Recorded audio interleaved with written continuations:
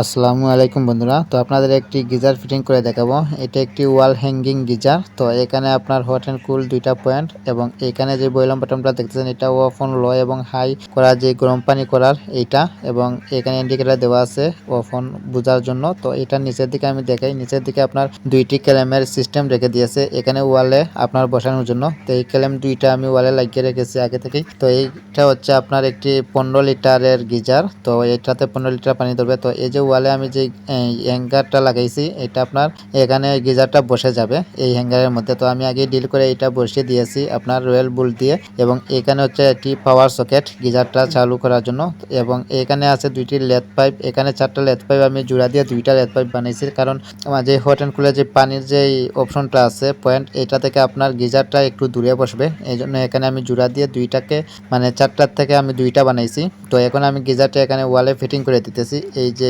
হ্যাঙ্গারটা আমি লাগিয়ে রেখেছি, যে ক্যালেমটা আমি লাগিয়ে রেখেছি এই ক্যালেমের মধ্যে এখন গিজারটা আমি বসিয়ে দিতেছি। তো আমি গিজারটা বসিয়ে দিয়েছি। তো কেমন হয়েছে অবশ্যই আপনারা কমেন্ট করে জানাবেন এবং লাইক কমেন্ট শেয়ার করবেন। তো এই যে আমার গিজারটা বসে গেছে, তো কেমন হয়েছে এই ওয়ালে বসানোটা অবশ্যই আপনারা কমেন্ট করে জানাবেন।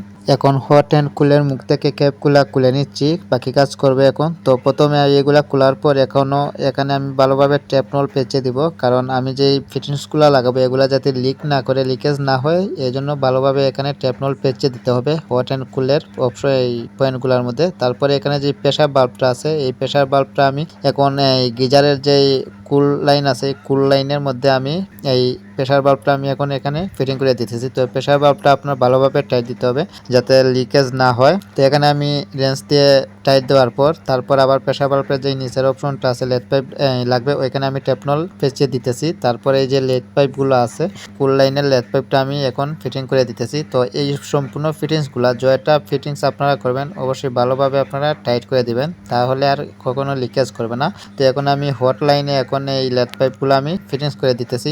তো প্রত্যেকটা ফিটিংস আমি ভালোভাবে টাইট করে দিতেছি যাতে কখনো লিক না হয় বা লিকেজ না করে, এবং অতিরিক্ত টাইটও দেওয়া যাবে না, নিয়ম মতো টাইট দিতে হবে।